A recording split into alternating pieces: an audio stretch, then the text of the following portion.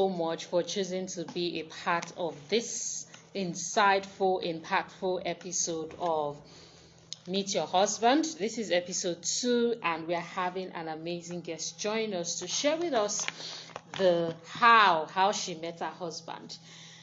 If you're just joining in, or if this is the first episode you are watching in this series, we started the Meet Your Husband series to help demystify the myth of the difficulty of men and women finding each other. Okay, and I started the meet your partner, meet your husband company to be able to solve this problem. I mean, it now looks as if in this day and age that meeting your husband and meeting your partner is something that you need to climb the mountains and the hills to be able to achieve. And we're just like, it may not be that difficult. It may just be some of your things, mindset shifts that you need to work on, biases that you're holding on to, and even sometimes frivolities as well. So there's a lot. We've done one episode. This is another episode. If you're watching this on YouTube, thank you so much. It's a good time to subscribe and share. And our guest is here, so we'll just go right into the conversation. Okay, let me. I'm so happy. Okay, I think let's see. Oh, I'm not seeing. Okay, TPF, can you send me a request to be a part of my live video? I don't know why I'm not seeing that. I'm not seeing the option. I tapped, but I'm not seeing the option to make you. No, I'm not seeing the option to make you a part of my life, except I do. Okay, that would be rather strange, but anyways, let me try this. This has not happened before. Okay, maybe because of laptop. Okay, let me try moderator. If it will work, let me try the moderator option. Oh, okay. I think maybe because you're joining in from your laptop.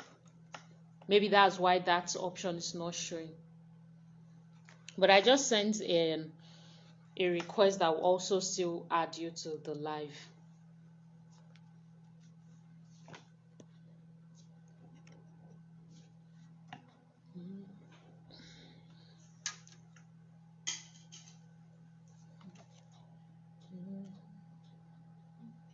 Okay. Yes.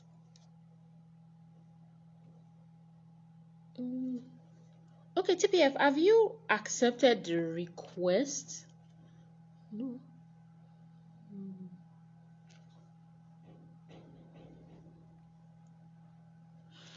Okay, there's supposed to be a request part. It has this plus sign that can make you send a request to join the video. Okay, we'll just wait for you. Yes, all right, no problem. If you join with your phone, no problem. We'll just wait for you. All right, so TPF will be joining with her phone shortly. And like I was saying before TPF, you can just let me know when you are here with your phone. Okay, I think you will even leave first, then you come back. Like I said, the Meet Your Husband series is to help make it easier and to help to expand your mindset on just what the world has complicated about marriage, because it just looks very complicated right now with a lot of wait, one moment, let me just remove. Okay, it looks complicated with a lot of expectations, what to do, what not to do. And the funniest thing about this is, even in the in the previous days, it did not used to be as deep as this. Okay, yes, so I have okay, let's see. Oh, okay, I just saw the go live stuff on your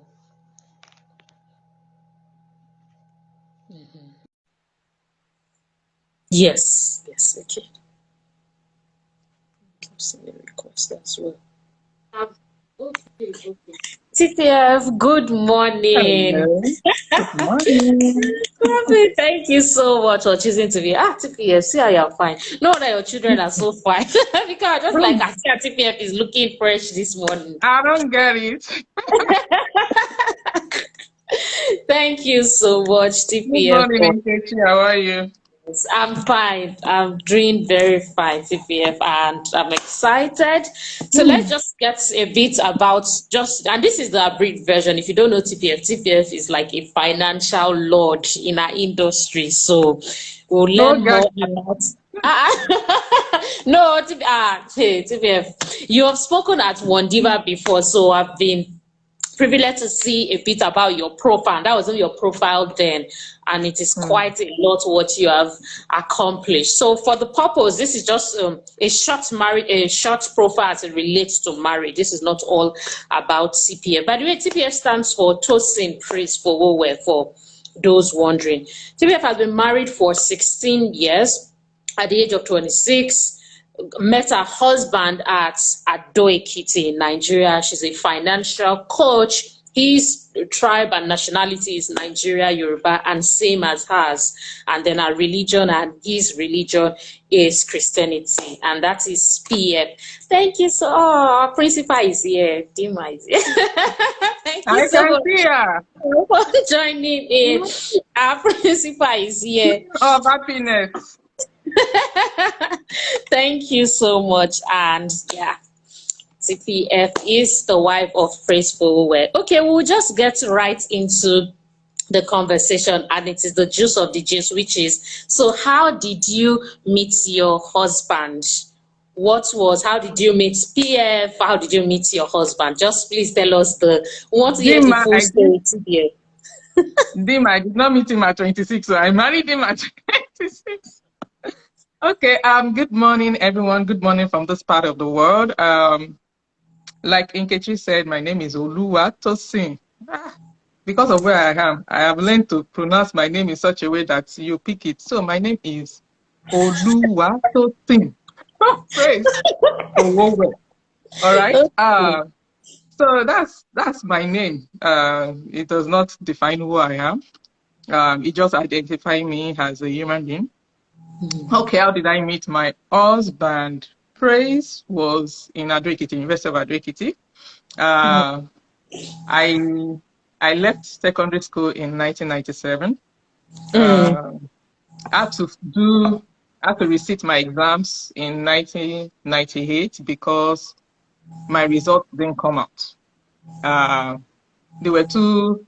They were too flabbergasted by the amazing result. Actually, my results came out under another person's name, who was in commercial class, and the result that was given to me was for the other person. So our results were mixed up in WAEC. So at the end of the day, I had to resit because they said there was no way they could, put the result right. So I had to resit my long and short of it. I had to get into university because I had already written GCE in SS1. That's my father for you. So immediately I left GS3, I wrote SSC in SS1. Immediately I left GS3, I went to start a lesson preparing me for GCE. So I wrote GCE in SS1 and I wrote JAMB in SS2. So I used those results to get into university, even though I had to, resit my exams. Long and short of it was, I was supposed to go to Ife. Something happened. I couldn't get into Ife. And my sister was like, "You're not going to sit down at all." So between her and my mom, they knew somebody in Ado-Ekiti, University of Ado-Ekiti. So I got admission into Ado-Ekiti because my results were really very good. So I got admission into Ado-Ekiti, pending when I'll go back to Ife to start medicine the next year. So my sister took me to school, and she used to be in Christian Union. That's the fellowship on campus. So when she took me to school, I didn't know anybody. So she took me to the secretariat of the Christian Union, and right there was Praise. So she technically just told him, And the coincidence of it is Praise's uncle lives 2 houses away from me in Lagos. But I never met him. But we were friends, very close friends with the family, with his cousins. So my sister didn't even know that part of him. Anyways, Okay. his elder sister used to live on that street with his uncle. We knew her. We go to the same church. We interact every now and then on the street, but we didn't know they were family. They were related. So when we got to school, my sister introduced me to everybody and told Praise that, see, because they were in the same unit, my sister was music director on campus, handed over to the person that handed over to Praise. So she knew Praise very well when she was on campus, and she was like, this is your younger sister. I'm handing her over to you. So take care of her. That was how I met Praise. That was how I met my husband. So throughout campus, he was my elder brother. He was somebody I could easily talk to, somebody I could, share my pain with, somebody I could, cry to, somebody I could say, there's no money, I need food. I remember then that fellowship we had 2 fellowship centers, one on campus and one in town. So I was in drama group. So we had this presentation on campus and we had to go do that same presentation in town. So when we got to town, we finished that presentation. I was already tired. I've been at the fellowship since 7 a.m. This was already 12 noon or thereabouts. I was tired. And his hostel was just directly opposite the fellowship center. So myself, the drama leader, Father Abraham, we call him Father Abraham, Praise's friend as well, myself, himself, my all rep, Shola Adebayo, guy as well, and a few of the drama members went over to his place, and immediately I got to his room, I just jumped on the bed. I was like, I'm out, guys, and I told them I was going to sleep because I was totally tired. And my husband will tell you, I was the only person who had the confidence in this on that whole campus, to just jump on his bed and say, I'm sleeping. Yeah, because I didn't count it as anything, really. So I just jumped on the bed and slept. And I'm quite sure all of them were wondering, this is Christian Union. You don't do things like that. This is Tosin. I do things like that. So I just basically slept off on that bed, and the confidence that you are in the midst of guys and you could sleep off and not be wondering if anything was going to happen. I'm in the midst of my brothers, basically. So that was how I met Praise. I was handed over to Praise as somebody to be taken care of. Yeah, that was how I met my husband. I met him on campus. I met him in fellowship. When I joined the fellowship, I was not born again. Okay. Yes, I wasn't born again. I didn't come to campus as a born again Christian. No, I came to campus with an agenda to enjoy my life. I tell you, I came to campus with the agenda to enjoy my life, not to be born again. I remember that his friends, his friends, all of them were his set, and I was bunking with the assistant Ore, BC, and they would keep telling me, Tosin, this is not your life. In fact, one of them said, I see your future. It is so bright, but it is in the Lord. I said, continue your story. Continue your story. So I have all of those people around me. I got to fellowship. It's not as if I don't go to fellowship. I got to fellowship, but I wasn't born again. They knew I was not born again. I was not in any group. I was not doing anything. I would just come to fellowship on Sunday and go back home. I'll come to fellowship on weekdays and go back home. That's You're just not my life. serving or anything like that. Praise was very diligent in ensuring that I had everything I needed. But he never for once said, you need to be born again. No. His life was, Shebi, my job is to take care of you. I will take care of you. His intention was not to turn me into somebody else. If I came to campus as not born again, when I'm ready to be born again, it's my choice, really. Wow. So basically, long and short of it, I met my husband on campus, and more like a elder brother who I looked up to, um, and could, talk to very easily, became friends. He was more my senior brother on campus. That was where I met him in 1998. Okay.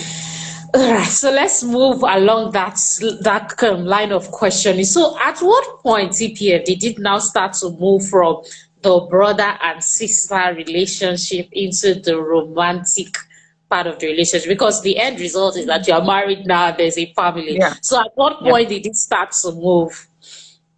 Okay, so when Praise was leaving campus in 2000, um, he introduced his babe to me.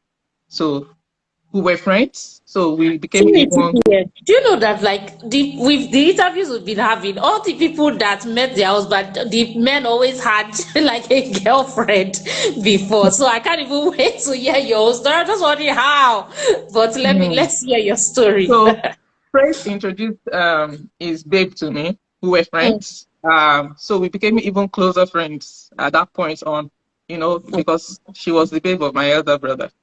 And when they left, so the babe left school in 2001. Okay. They continued their relationship. I left school in 2002. When I was leaving school, I went to meet my I won't call them mentors. They were people that were guiding me spiritually. So at some point, I gave my life to Christ. So they were people I looked up to. When Sister Wumi was leaving school, Sister Wumi was my elder sister's friend, but they didn't graduate at the same time. So when she was leaving school, she took me to the patron of the fellowship, who was a mentor and a spiritual father.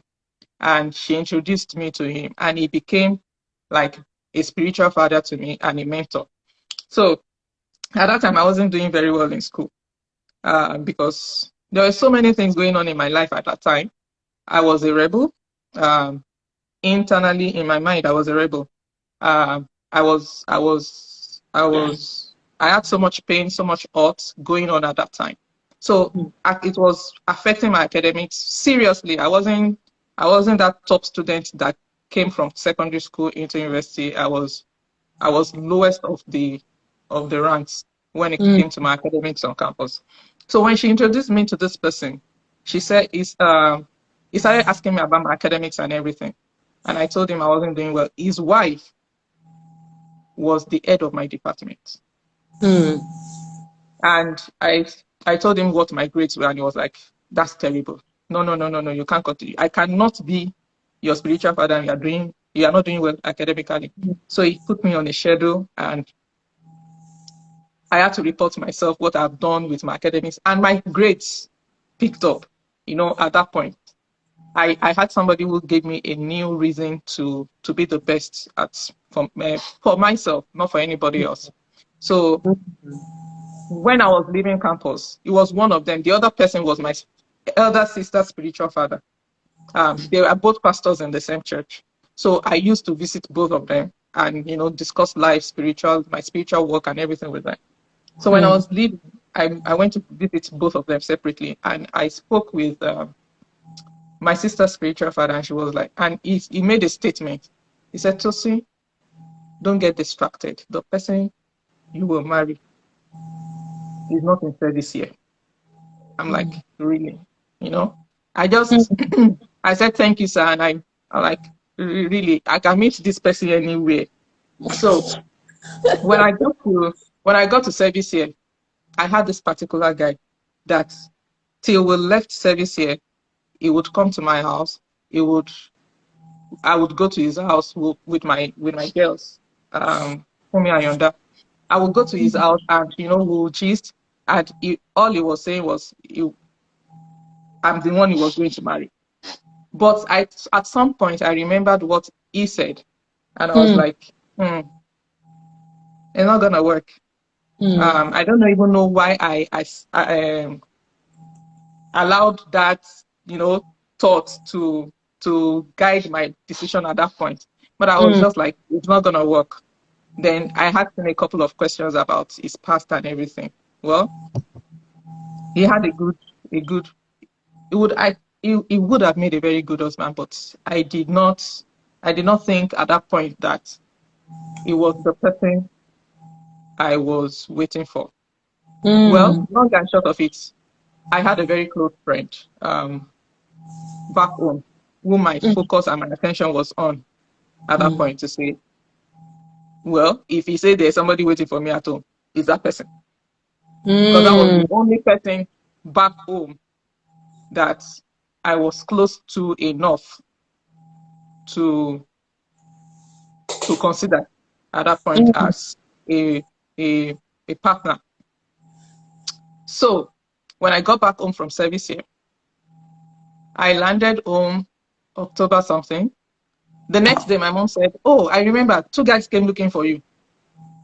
I'm like, 2 guys came looking for me. Me. All right. So who are these guys? He tried remembering the names. She tried remembering them. She could not remember the names. I said, okay, no worries. Time will tell who they were. Yeah, wow. So sometimes later, Chris showed up again with the other guy. Both of them from campus. When Chris left campus, I became very close with this other guy who was choir leader that Chris handed over to. So we became very close, very, very close. You would think that we're in a relationship actually, but we're not. But we became that close, as in 5 and 6. We went everywhere together. So they came together. God did not bring only one person. And the two of them were interested in a relationship. I did not know. Don't worry, I did not know at that point that they were interested. At that time. Okay. Yeah. So when I was home, immediately I finished service here, my father said, you are starting your master's. He did not even give me a choice. He had already planned it. So he said, go to Unilag and find out what the requirements are. I did that. He enrolled me in my master's in Unilag. And while I was waiting to resume, I went to visit Praise one day and he shared what he was doing in SAGENEL. And I became very interested. I was like, okay, let me volunteer for you while I, wait for resumption and all of those things. So this was in November 2003. School was going to resume in 2004. Okay. This was, I think, November 2003. Yeah. So between that period, I started volunteering for him. I started, working with him. And he didn't have money to pay. My father would give me transport fare to go to his office and, volunteer and all of those things. So my father was giving me pocket money that I was using to go and volunteer. And so that was how it started. Then one day, he said, oh, he was going to visit his niece in school. Would I want to go with him? I said, what in my Jero they do? Oh yeah, now let's go. Adventure, no, they finish. That was how I put myself in the car with him. I went to somewhere in, I don't know if it was the Korodu that time. I can't remember the place. So we went, we saw the niece, gisted, had a good time. We were going back home. Then he had a question. Apparently, at some point, when I was not concentrating, he had asked his niece if she liked me. And that was like, yeah, she does. So on our way back home, before then, he had a conversation with his mom, and his mom had told him that, see, don't be looking for a girl up and down. This is your wife. So that point, the second person he needed to get a yes from was his niece. It was why he invited me to go and see his niece. So I went with him. Then on our way back, it was like, so who is the kind of man you want to marry?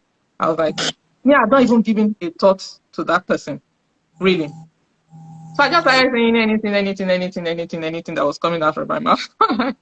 You're like, okay, so do I look like that man? I'm like, who is talking? And I said, you could actually look like that man. You could actually look like that man, you know? And that was where it ended.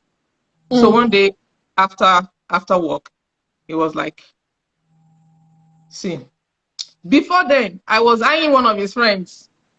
Maybe they said this person, I'd like the guy from campus. Okay. But he was not looking in my direction at all. He had other plans. So one day on campus, I told him, I said, I really like this guy, but he's not looking in my direction. And he said to me, ignore. That he does not know what is right under his nose. He cannot see what is right under his nose. So we left that conversation there. And one day, I think he told me later on, he said one day they had to ask the guy, Chris, they do you. See better person for your front. They will find waiting no go. Waiting no. So if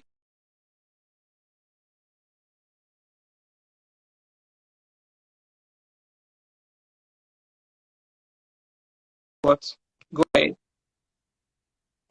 So that was when he now asked me out. I had this other guy back at home, which is home, who had lost connection. I knew he's going there because at that point in doing masters and all of those, not even pay attention to his side at that point because I was busy with school. I was engaged with Ajegunle and all of those things. So I was totally no longer considering any other person. So at some point I just said, you know what, let's give it a shot.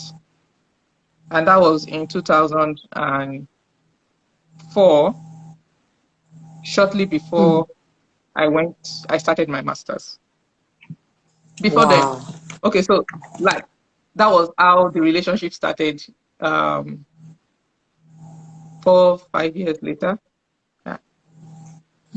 So that was how we moved from being elder brother to being a couple.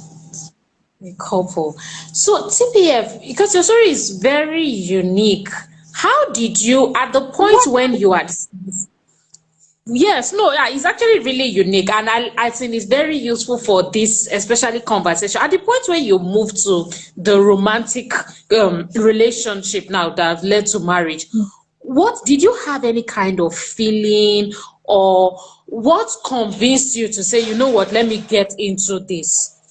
Was there any feelings, or you're just like, oh, he's a good guy, so let's get it started?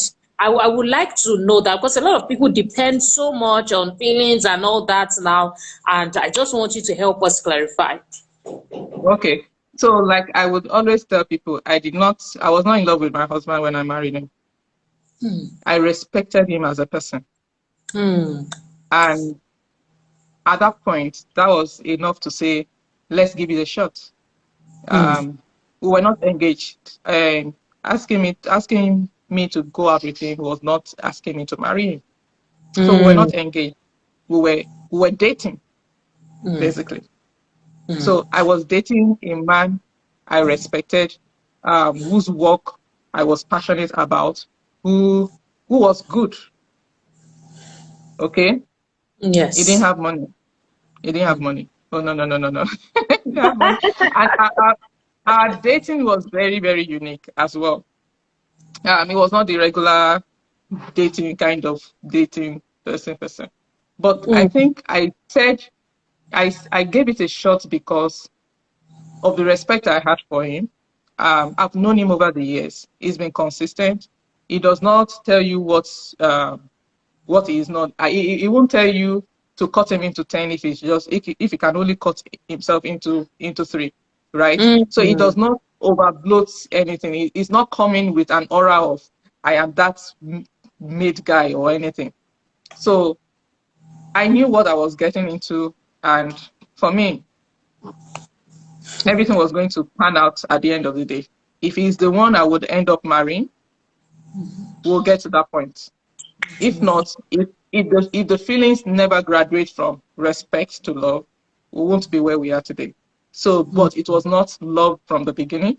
It was more of respect, and it was more of respect, really, to say, I like this person, I like what I see, I respect this person. It is a plain book, you know. There are no hidden stories or anything to it. I know his family, I know everything. He's from a good family, he's a respectable guy. He cares for people. What else am I looking for? Let's give it a shot. So it was not love at first sight. It was not any of those things. It was respect, and that was enough to start. Wow, that's it. I love it. Whew. Thank you so much, TPF. So, at what point were you now convinced that he was the one that you were going to marry? How long did your dating period go for? And at what point did you know that, okay, well, I'm now convinced and it's time, let's get married? I was doing my master's in Unilag. So my what do they call them? The person that is in charge of my project, you know, when you are doing your master, they give you a lecturer that will guide your Yeah, project. is it So supervisor? my supervisor, yeah. Supervisor, okay. So my supervisor of blessed memory, Dr. Taiwo, said I have to do my lab work in Ibadan, IIT Ibadan. So I was going back and forth, IIT Ibadan. And one day, he appeared in Ibadan. His other sister lives in Ibadan, okay? So one day, he came to Ibadan, and we were just talking, and he said, next year, his birthday will be on a Saturday. Okay. My husband, at no point in all of our relationship did he say, will you marry me? At no point in our relationship did he say, will you marry me? Just 1 minute. Yes, no problem. Oh my God, this conversation. Yeah. So at no point in this journey did he say, will you, Oluwatosin Adewumi, go down on one knee, ask me to be my wife? No. He came and said, you know, next year my birthday is going to be on a Saturday. Can we get married on my birthday? I'm like, we got into that point. You know? Me too. I did not even think about it. I was like, birthday and wedding. Even I, thinking about it, I don't know at what point did I accept to be his wife. I was already planning wedding. I was already imagining wedding on a birthday, and yes, that was when I now officially introduced him to, in fact, I had to first go and talk to my sister. Fortunately, the day I went to talk to my sister, her friend was in her house. And I was like, okay, it's good that the two of you are here. yes. So I said, I'm dating someone, and you both know the person. When I mentioned this name, the two of them shouted, you children will not kill us. I'm like, okay. Yeah, because praise to them was like a younger brother. So imagine their younger sister marrying their younger brother. I was like, no, it's not working. It's not looking like it. So we sat down and had that conversation. And they asked me, are you sure this is somebody you want to live the rest of your life with? I said, what else do you need? What else does somebody need to know to want to live the rest of their life with somebody else? I said, yes. Well, you have known him for many years. Is this somebody you would like your sister to marry? And the two of them said yes. I said, so what's the question about? You know? Wow. So I settled that with my sister. And the next thing was to, talk to my dad. They've been saying, come in and go. My father knows I'm volunteering with him and all of those things. So they know him somehow. But my father, in his widest dream, did not think that I would marry this person.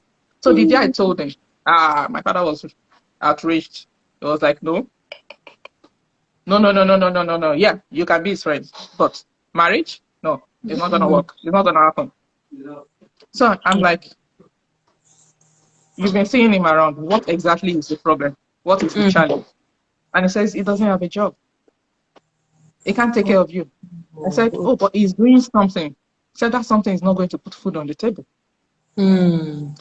So we had this back and forth. He sent my elder brothers to me to go talk sense into my head, right? Wow. Yes, no problem. Wow. It's 10. Can't wait to see how this obstacle was overcome. Sorry, my daughter just woke up and she needed information. I apologize. So my dad said he doesn't have a job. So he sent my elder brothers to me. My immediate elder brother, I'd already met him a couple of times as well. And he was like, see, if this is the person you want to marry, it is not his place to tell me not to marry the person. But if I want to go ahead, I have his blessings. This is the person that my father sent to me to go and talk sense into my brain. Then my other brother was like, Dad has a point. You know, you need to be sure that you will get into a relationship where you are not suffering. Where you are not looking for what to eat and how things will pan out, who will pay house rent, what will happen, this, that. So the objections were, my father, the biggest objection, and I knew how important that was to him, because when I left school and I came out with a tutu, which was his least expectation, not me. I'm a first class candidate, not a tutu candidate. So that threw him off balance. He was like, so how will you get a job with a tutu, blah, blah, blah. He shipped me off to Unilag for masters to better my chances, right? So for me to now want to marry somebody he does not think has the capacity to take care of me is a no-no. So we had that back and forth and back and forth and back and forth. And at the end of the day, it was this my immediate elder brother that went to have that discussion with him to say, you can't choose a husband for your daughter. If she has said this is the person she wants to marry, as a father, the best thing you can do for her is to give your blessing. They work together, because my father was a real estate surveyor and valuer, and my immediate elder brother was the same thing. So they work together in my father's company. So I think they had those conversations at work as well. A couple of times. Eventually my father said yes. On one condition. I must get a job before the wedding date. We had set the date. He said, so you must get a job at least 3 months before your wedding. If not, it's not going to happen. So Association of Elder Brothers and Family Members got to work and said, Tosin must get a job. So our firstborn had a couple of connections in the bank. And one of his connections said, bring a CV. That was how I got into the bank. Wow. That was how I got a job. Well, I went for the interview and did the interview and all of those things. But at some point, I do think to myself, is it in the interview that got me the job or the person? So whichever way, I got a job. Yes. Whichever way I got a job. So my father didn't have any excuse anymore to say no. That was how marriage happened. Okay. Before we move out of this, so was there anything PF had to do in the mix as well to convince your father from his own side? And how was he feeling at that point? Was there any point in time he wanted to give up, or he just kept going and doing whatever was needed to convince your dad? His job it's not his job to convince my dad. It's not his job. That was my job. That was my job. And it was, if I cannot convince my father, then I'm not ready to marry him, because it has to be I am old enough to make my own decisions. Hmm.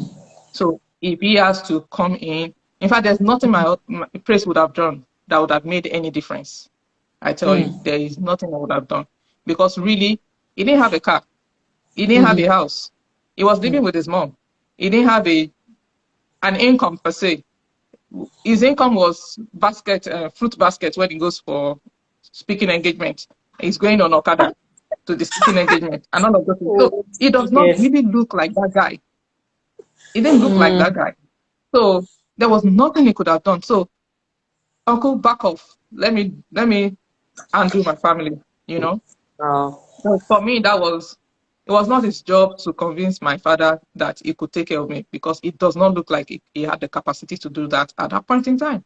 So him coming to do anything will probably bring putting from fire pan to fire kind of situation. So To make it worse.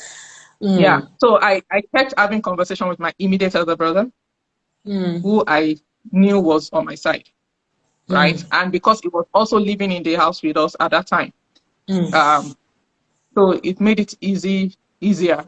And I didn't have a phone. You know, that was the advent of mobile phone. So I didn't have Yeah. a mobile phone at that time. It was quite expensive. So he had a phone. So whenever he wanted to talk to me, he would call my immediate elder brother. So Okay. I think because he had to call my brother, they used to have some form of conversation between themselves. Hmm. So that gave my brother more confidence to, talk to my father about it and Hmm.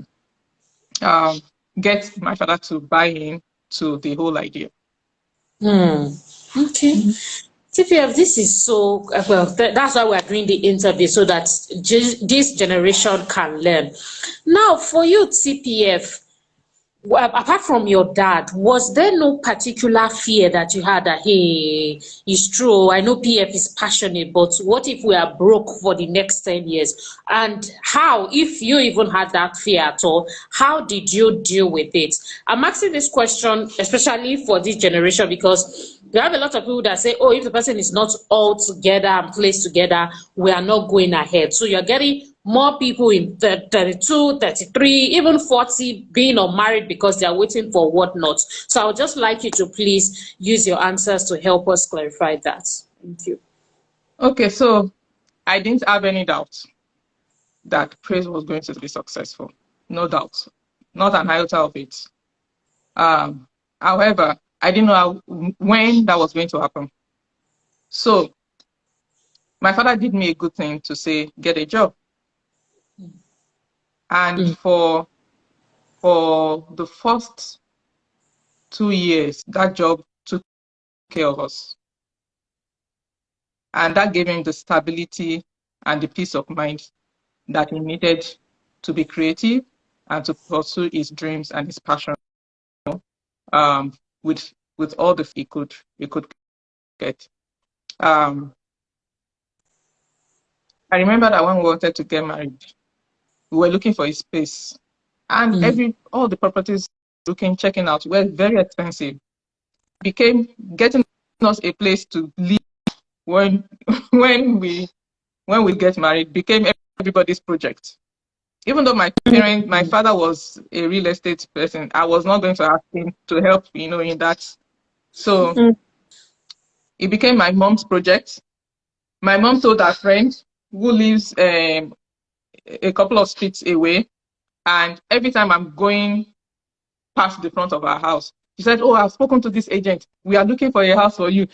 So it became everybody's project to get us a yes. place, which was Mm, fine. At the end of the day, I think it was through a friend's friend that we got the place where and in fact, the place was not ready for us to move into. We were in the hotel for moved in. The same weekend we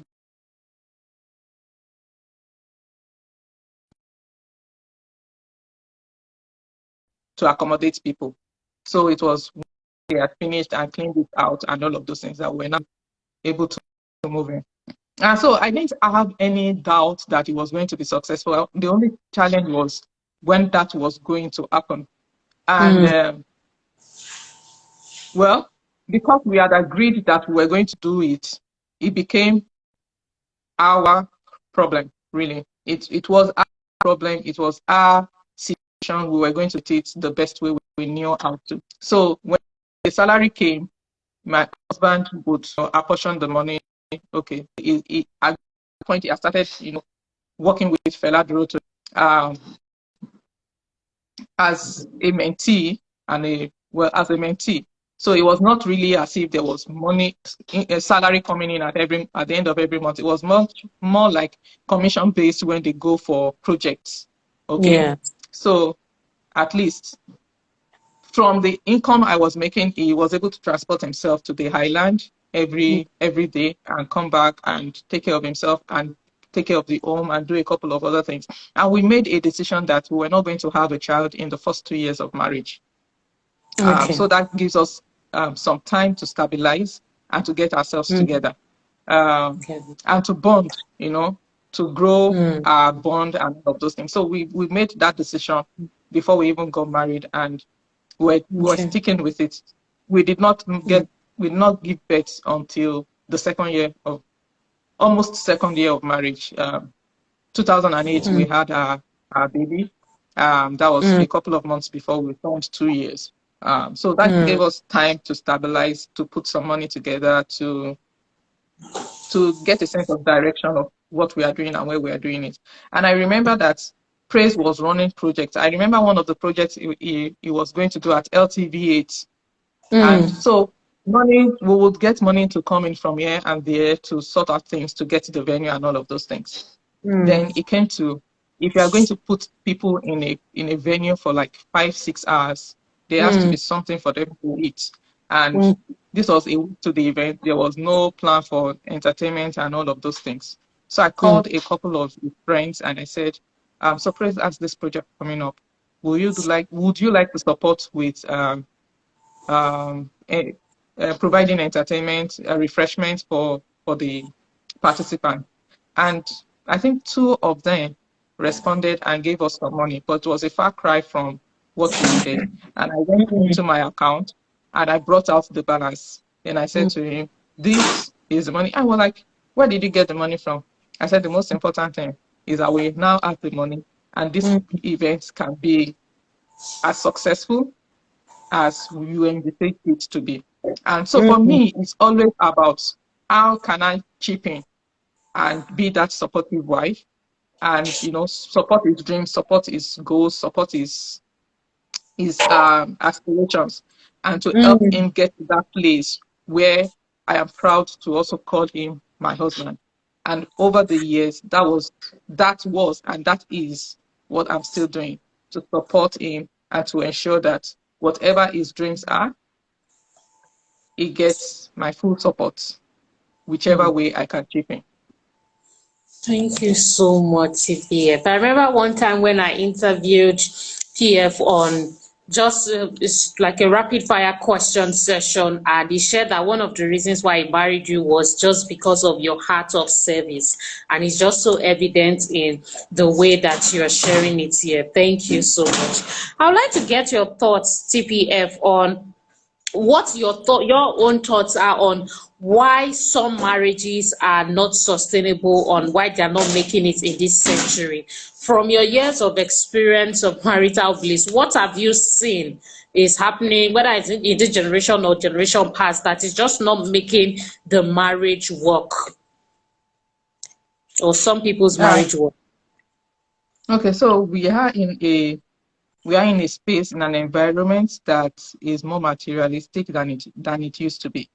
We are in an environment where everything has to glitter. Hmm. So take for example, somebody wants to get Hmm. married. They are planning their wedding, and everything has to be everything has to be perfect, right? Yes. Irrespective of, yeah, everything has to be perfect. So I know somebody who is getting married, and the person is saying to the parents, "Your staff can't come to my wedding. They are not going to look good in the setting." I'm like, this staff worked their butts out to make your parents' business successful, right? Hmm. Even though they get paid, but they put their best into it. That's why it's a success. if they have been piffing and stealing and doing all of those things, they would have ruined that business. So that business saw you through school. Some of them took care of you. Some of them cleaned your house when you pooped and all of those things. And they are not going to look good in the setting. What's that? So there, we've put so much pressure on ourselves to be acceptable to society. We've put so much pressure on ourselves to look a certain way, to present ourselves a certain way for the cameras. And because of that, we are too materialistic. We want the Bella Niger kind of wedding. We want the Insta blogs to go crazy, you know, Insta bloggers to go crazy with how perfect are they. Not understanding that the wedding day will come and go, the marriage will exist. I think one thing that I always like to share with people is what Pamela shared with me, Pamela Ebota. She said when she was getting married, one of her aunts called her and said, Pam, if you want to stay married, you have to work with people who want to remain married. So if you have a friend whose value system is whacked and believes that, see, if it's not working, we opt out and opt into the next one.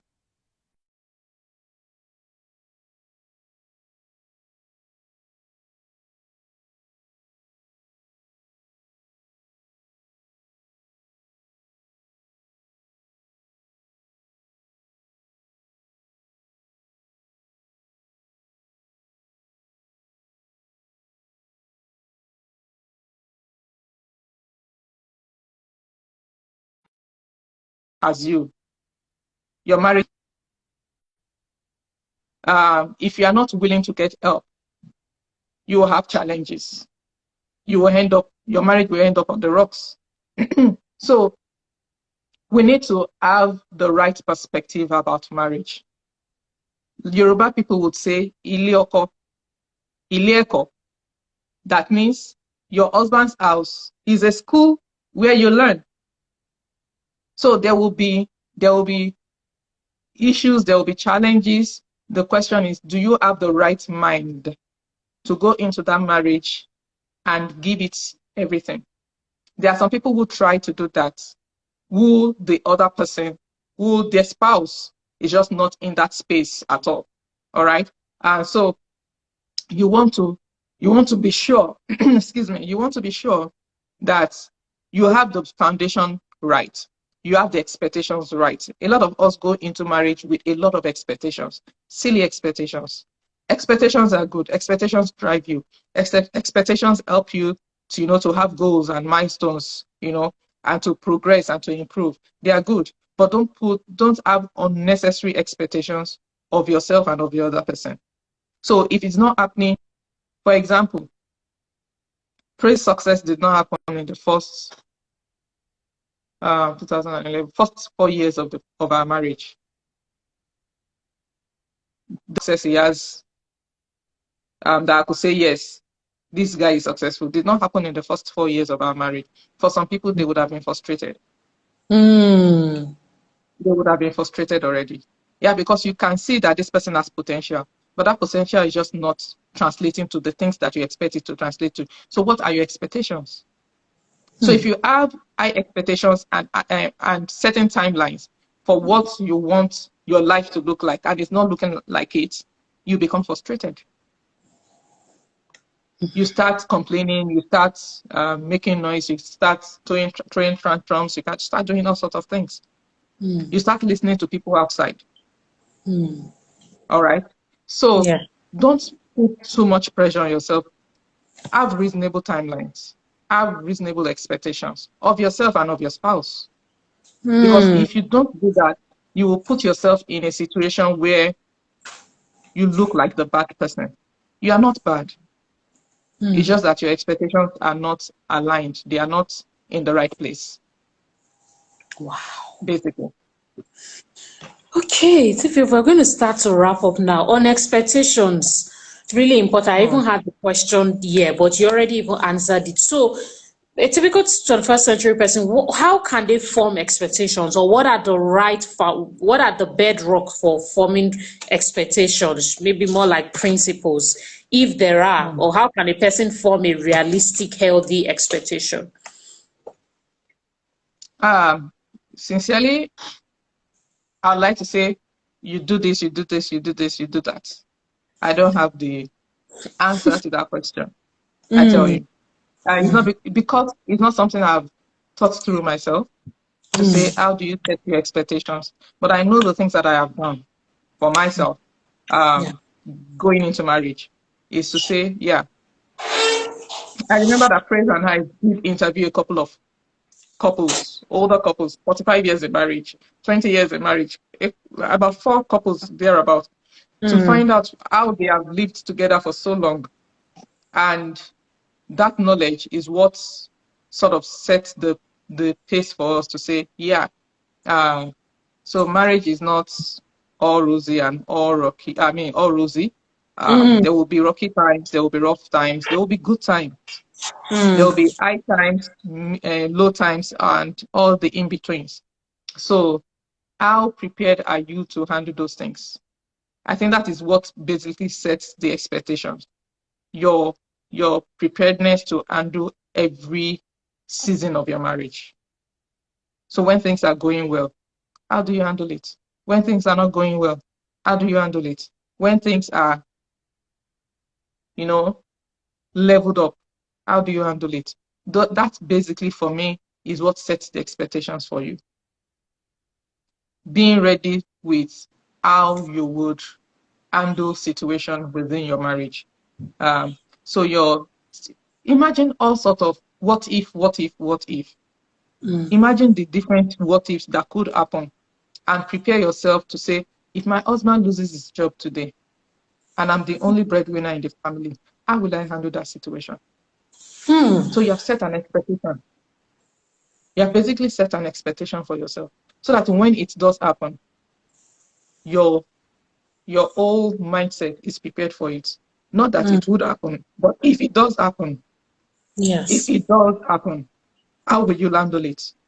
If your mother-in-law, your wife's husband, for example, your wife's mom, for example, comes in and starts throwing tantrums in the house, other son-in-laws, other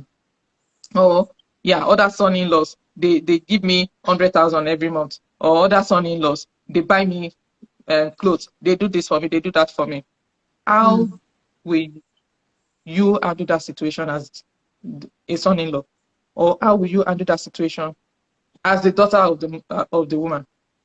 That is setting expectations. Yeah. Expectation is not all about is going to become the vice president of an organization within the next 5 years. That's not the only expectations you have to set for yourself. There are expectations. Expectations is having a foresight into what might happen and being able to deal with it. So if you have a foresight into the fact that your wife might, at this rate she's going, become a vice president of an organization, or become the deputy MD, for example. I think that is more at home. The deputy MD or the MD of an organization. How will I deal with that situation? Because obviously she will be earning more than me. Maybe, depending on how much you earn. Obviously, she would have a personal driver. She would have an official car. She probably would have an official residence. Yeah. So when we find ourselves in that situation, how are we going to handle it? That is setting expectations. So you have to set realistic expectations. And so when your husband is like that, or when your husband gets to that stage where he is MD of a company, will you now abandon your own life and be sitting down at home and be doing wife of MD up and down? Or your life will continue, your job continues as it is. And you are supporting to ensure that at that level, you have also upgraded yourself to the level where you can sit down and be, a wonderful support to his progression by being that woman who is courteous, who is well-mannered, who is well-behaved, who gets her act together and all of those things, so that when that time comes, or as you progress in your life, you are progressing and, you know, putting plans in place to ensure that you grow with him. I've had people say in my marriage, I've had people say, your wife is not supporting you. Your wife is not this. Your expectation of support and my expectation of support are two different things. You cannot use your expectation to judge my own. I've had people say, is that the way your wife will talk to you? Excuse me. My husband married a human being that has a brain, that can think. Then she's not expected to hear her opinion. I don't understand it. So if that is how you deal with your wife, this is not how I'm expecting to be dealt with by my own husband. And my own husband not dealing with me that way says to me that you don't have the same expectations on how to handle this kind of situation. So don't use yours to judge his. Don't use yours to judge mine, basically. So people would judge you based on how they expect things to go. And if things are not going in the way they expect it to go, then you are not right. So in setting expectation is something you do for yourself, and is situation by situation, couple by couple, individual by individual.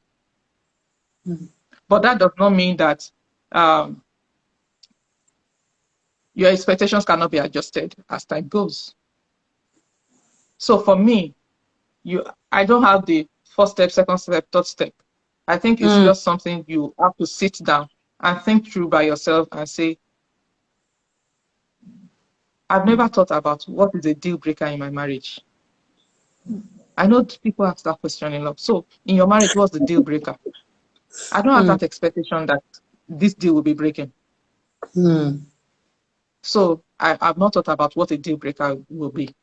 Is it that my husband will go out and have sex with a woman? I don't know. I'm not expecting that we'll get to a point where we'll be thinking, what's the deal breaker? This one is for life. Life is the deal breaker. The day one of us dies, the deal has broken. Yeah. So, CPF. Okay, I think I'm checking the time to make sure. This is the final question. Yeah, I think I have like 10 more minutes. Yes, you have 10, so I'm really following with the time. So that's why I want to make this the last question before your rapid fire question, to give you time to answer. Okay, so I'll make it 2 in 1, and it's the final question. So I would like you to please take us through what helped, what your typical dating journey was, I'm sure in the abridged version. And what I mean by that is what you think helped, or what you both feasted or fed on that was helpful in building the foundation for your marriage. Maybe were you going for seminars, were you whatever, those things that you were doing, the typical things in your dating session that helped as a building block for your marriage. And then to comprise the question, what has made your marriage successful up until this time, because you've been married for 16 years, which is such an inspiration and is even golden in this day and age. So that's the final question, and then the rapid fire. What did we do? Dating we didn't have much of dating. My husband is a workaholic, has always been, will always be. I tell you, there's no amount of talk. There's no amount of take it easy that I will say. Okay, so this morning he had a 2 a.m. meeting. I'm like, Chris, that's too early. He said that's the time we agreed on. Especially when you are dealing with time differences, it's even crazier, you know? So I'm like, 2 a.m., when are you going to rest?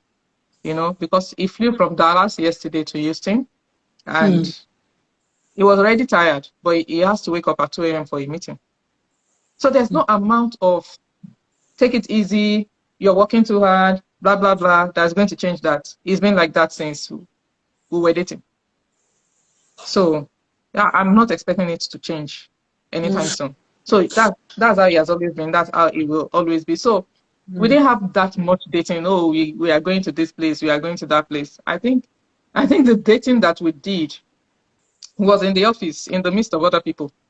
Okay. So we'll sit down and have gist and chat, and yeah, once in a while would go.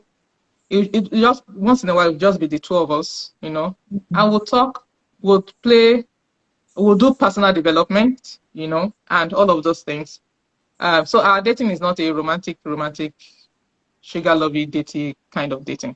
Our dating was more of personal development. You read this book, I read it, we'll discuss it. Mm. Um, so and there wasn't really much money to be doing all of those out and thingy. Mm. So at times we'll do this. There's this game we used to play. So we'll throw out a word, Mm. flabbergasted, for example, and you have 1 minute to talk about flabbergasted. And that was one of the ways. That was one of the ways we aligned our thoughts about different topics. So I could Okay. say marriage. You have 1 minute to talk about marriage. We Mm. could just okay. So I was asking you the second part of the question, which I totally forgot. Oh God. Okay. So I'm saying, what is working now, or what would you say has been making your marriage work Oh in yeah, the yeah, yeah. 16 years of marriage? That's at the time of this interview. So my husband is somebody who doesn't get angry. No. He doesn't Wow. he doesn't he doesn't take offense like seriously. So I'll say that has been one of the things that has helped so much in our marriage. Um Mm. I take offense very easily. I don't have tolerance for nonsense. Mm. Um Something happened at work 2 days ago.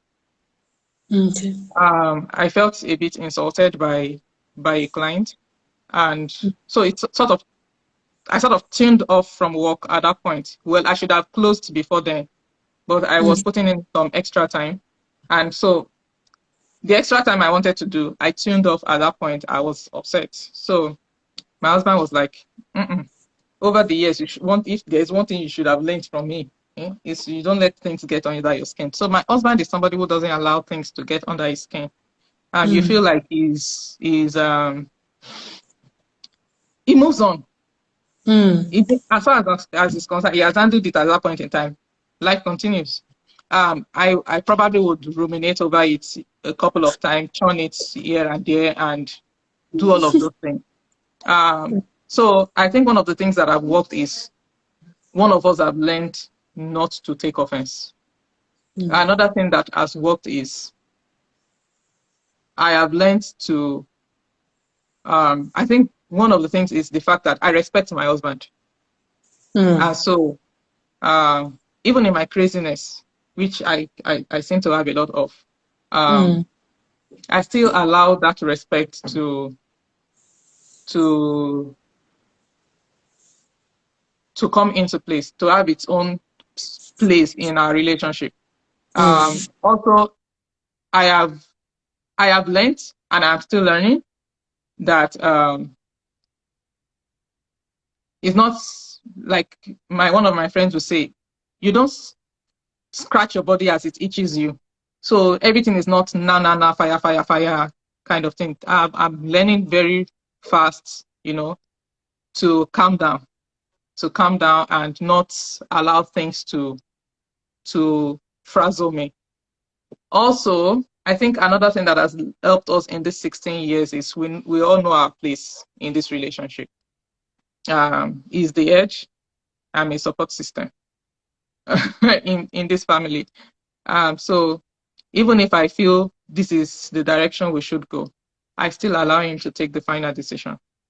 Um, and if I allow him to take the final decision, if I allow him to take the final decision, then I have to abide by it.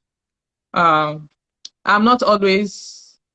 So it has not always been a perfect relationship. No, I'm not going to come here and sit down and say, we've had it perfect. No, we fight a lot. And so one day my husband sent me a message, I miss you. I said, it's my fight you are missing.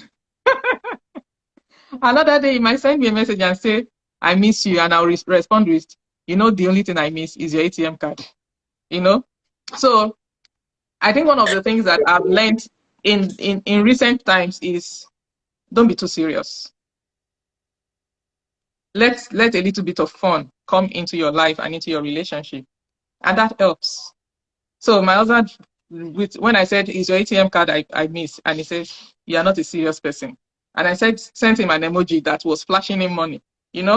So things like that allow some breathing space. Please, this life is just once we'll live it. So 16 years has been about learning together, has been about fighting, has been about growing, has been about forgiveness, has been about tolerance and accommodating one another's lapses and weaknesses, and just accepting the other person for who they are.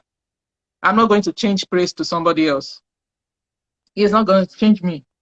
Well, we have to accommodate some level of changes, okay, because I am 42 years old right now. I am not the same 26-year-old that got married. So life progresses and we have to progress with it.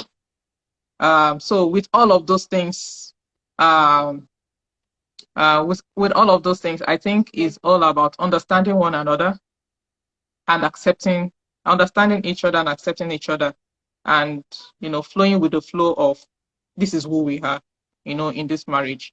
This is what we would accept. This is what we will not accept. This is coming to an understanding basically about things, about different aspects of our marriage is very important, as being one of the hallmark of.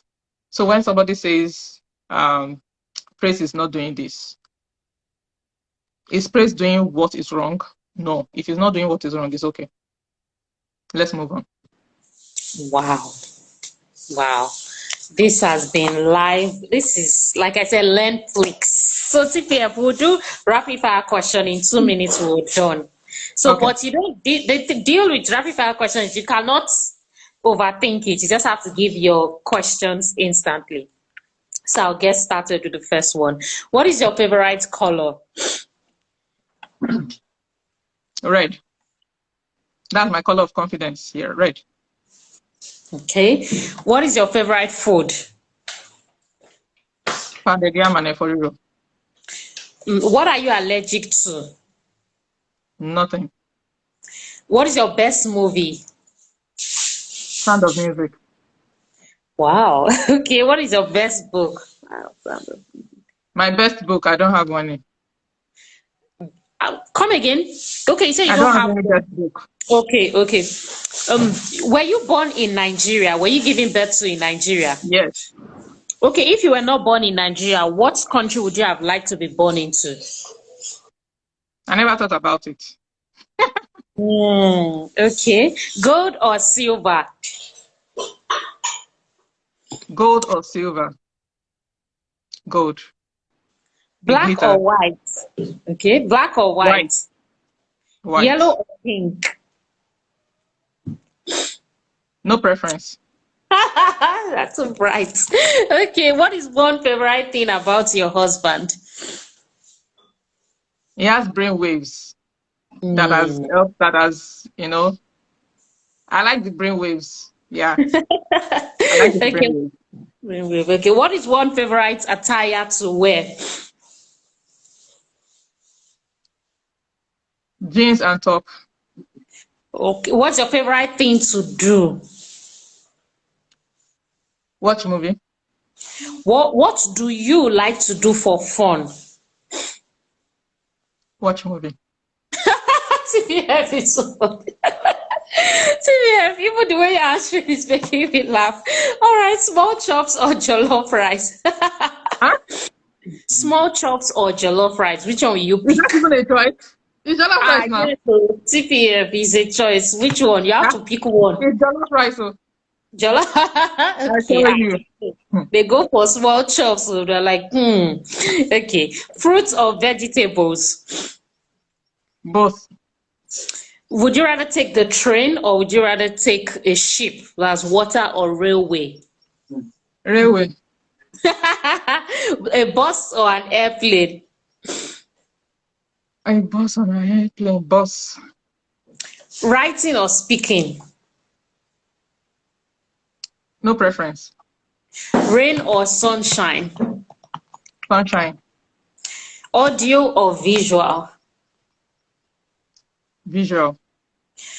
A day at the beach or a day in one of your favorite restaurants? Restaurant. If you had a magical wand, or if you had just one superpower, which we all have, but if you had a magical wand to change one thing in Nigeria, what would that thing be and why? Delete all the political personas and bring fresh blood. Okay, that is fair. And then finally, TPF, what do you want to be remembered for? What do I want to be remembered for? As the woman who helped another human to be better, to appreciate life. I help people easily because I believe that is the gift God has given me. And my journey in life has been all about all about help. The help that I've received as a person and the help I give out. So if anything I want to be remembered for is the fact that I do not withhold help when I have the capacity to give it. Wow. Thank you so much, CPF. One of the things I'll never forget from this conversation is what you spoke about expectations. And we're going to cut that part out, because it's something that will forever be resounding and will forever help those who are on their journey to meeting their wives or husband. Thank you so much, CPF, for your time. You're most welcome. Okay, Yes. so my kids are waiting. Their gym time is running, so I'll just bow out at this point. Thank you so very much. It's been a pleasure having this conversation with you and for having me. Have a wonderful weekend and a very long, I think it's a long weekend in Nigeria as well. So have a long weekend and peace. Yes.